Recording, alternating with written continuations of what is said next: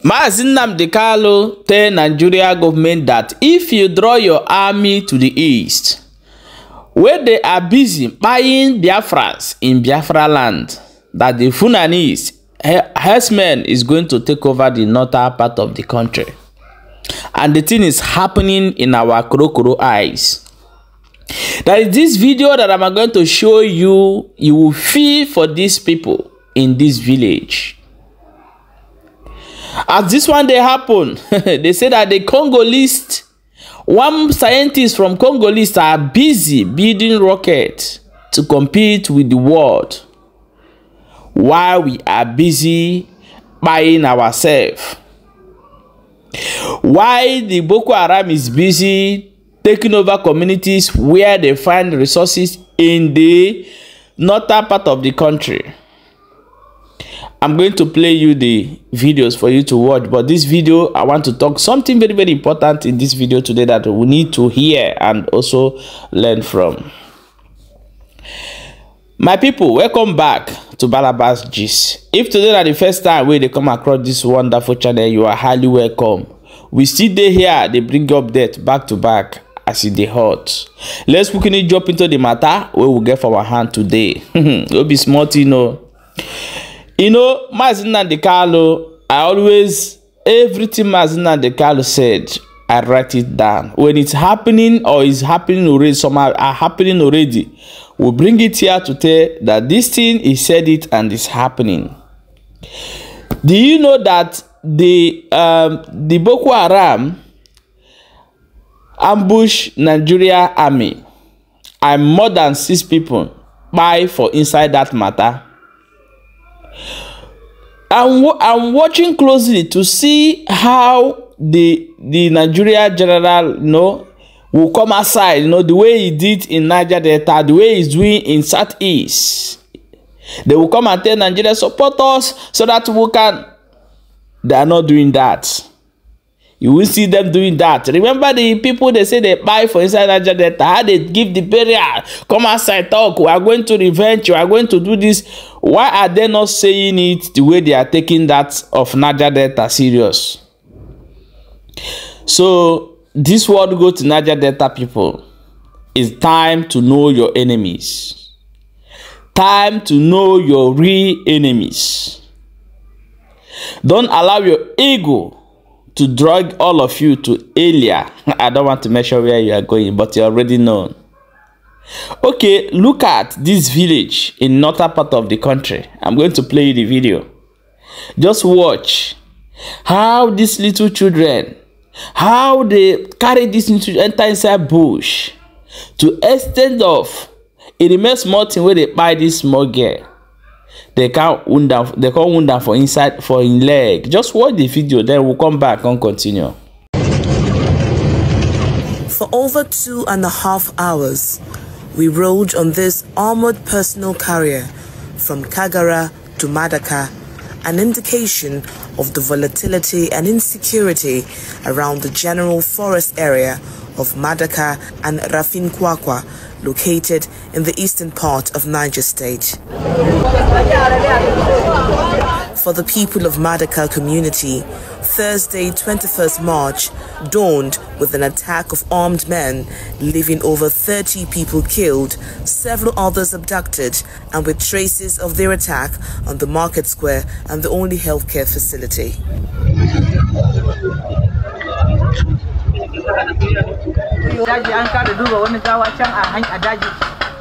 Amina Isa is a 5-year-old. She survived the attack with a bullet wound to her leg after she was abducted, yet miraculously found her way home. Her grandmother, Fatih Jankada, said these 4 girls were recovered from the fringes of the forest.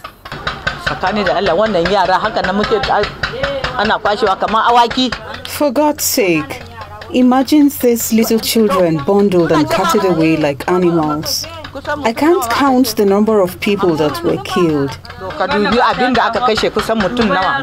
Abubakar Madaka, a petty trader, said for over 4 years the community has been under frequent attack, but admits this recent attack happens to be the worst. We in remote areas need help. This is how we live. 3 to 4 years struggling. For close to 3 years now, we live in the bush in hunger, day after day. We seek the help of government to come to our aid. This visit by the Deputy Governor of Niger State, Yakubu Garba, is to commiserate with the affected persons in Madaka.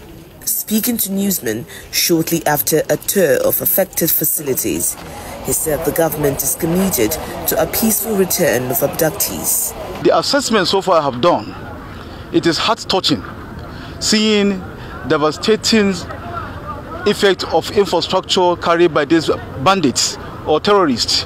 It is unfortunate that this is a wicked of man to man. And as a government, we will do everything humanly possible to ensure that actually the reoccurrence of this madness did not happen again in Madaka community. I have a little closed-door meeting with the vigilante. I have given them the marching order.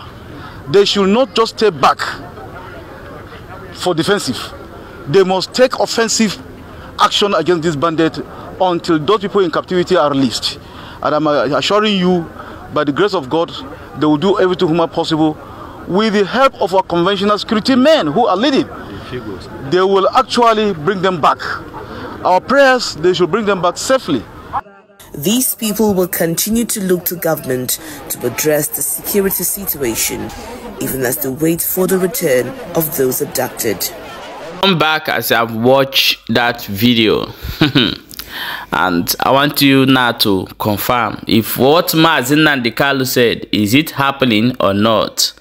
Do you know that most of this army in Southeast are from this village? Yes, they are from this village. So most of the army that's supposed to be here are in the Southeast, enjoying themselves, buying and extorting money, putting roadblock, checkpoint everywhere in Southeast, enjoying over there. Why their village has been taken over by bandits and Fulanis and what are they called, the Boko Haram and terrorists.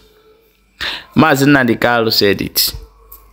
The worst thing that will happen to Ndị Igbo is if you didn't fight for the release of Maazị Nnamdi Kanu. I'm sorry. If you did not work hard for the release of Maazị Nnamdi Kanu. However, I'm going to play you this video. Although there is a lot of people in Nigeria that have passion to do something like this, and you hear the government coming out to support them.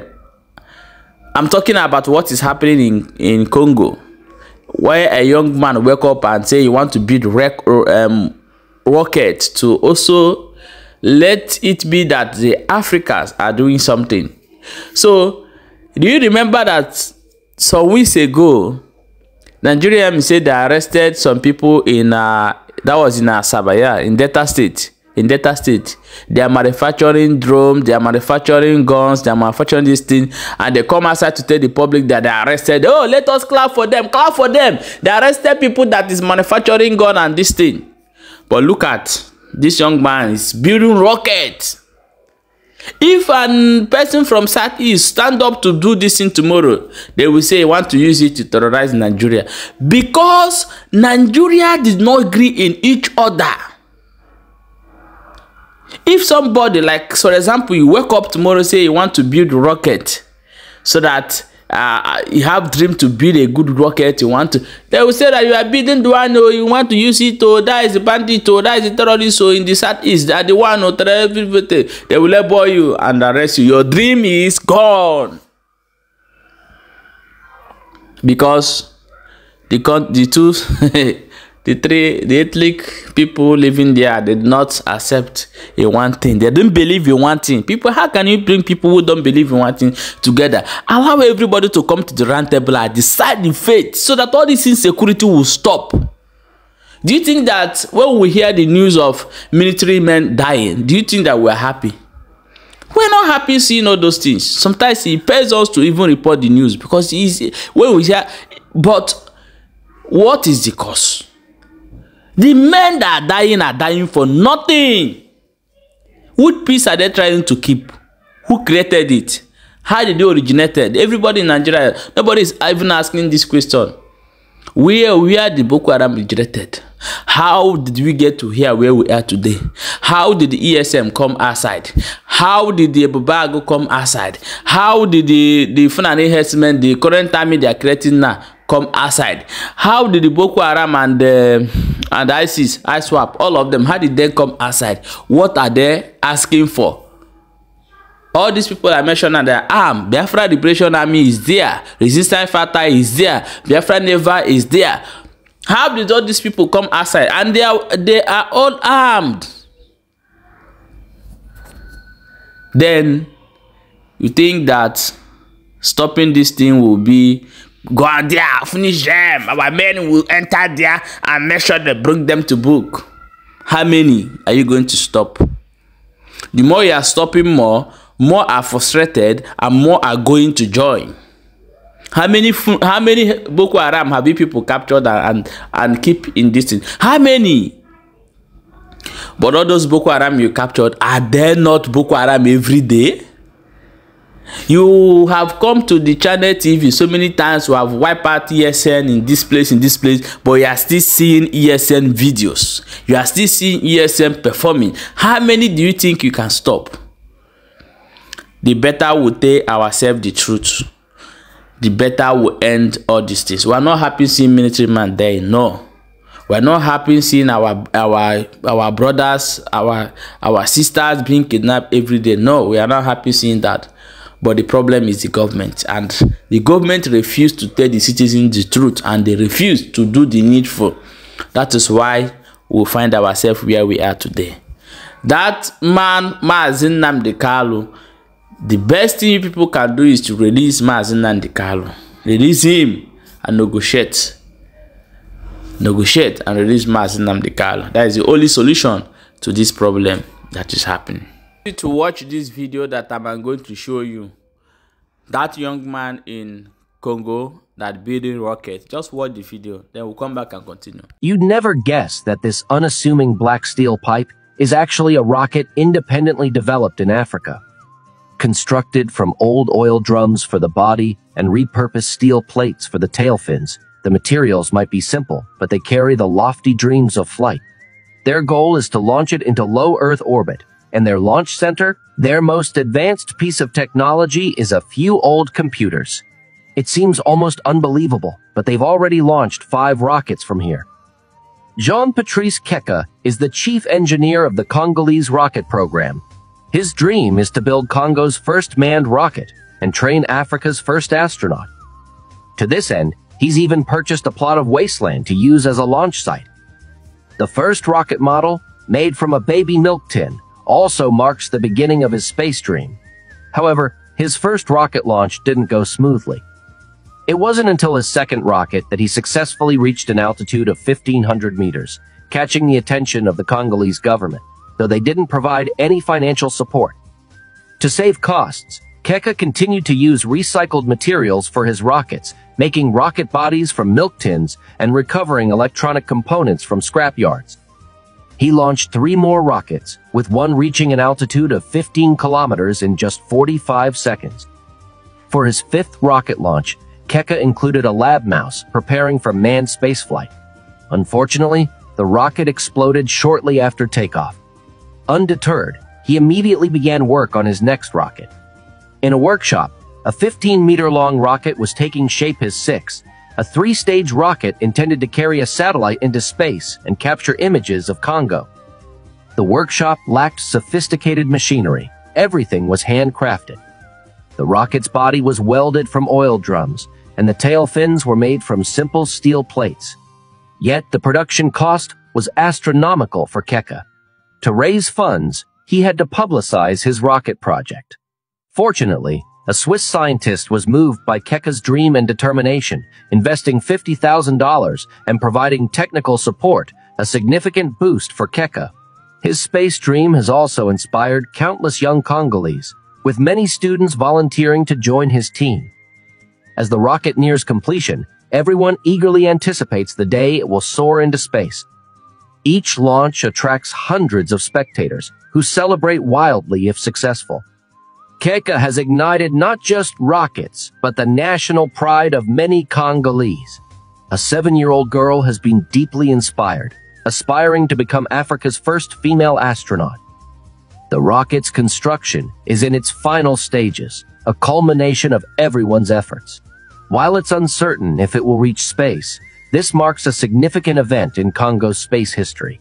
Keka's 20-year dedication has brought hope to Congo's space endeavors, encouraging more young people to join this grand mission. With continued effort, they believe they will one day venture into the vast cosmos. So, what do you think the future holds for Congo's space dream? Because of the fear of the insecurity in Nigeria, if a young man stand up and doing this thing from east, that person is a threat. Yes, because the two sides now did not trust each other. They are looking each other somehow. They want to break the country. Don't allow them to break the country. If they break the country, the oil, they will take the oil, this one, that one. And this is the reason why you will not be seeing something like this happening in Nigeria. But however, my people, share this video and drop your own opinion in the comment section as it is hot.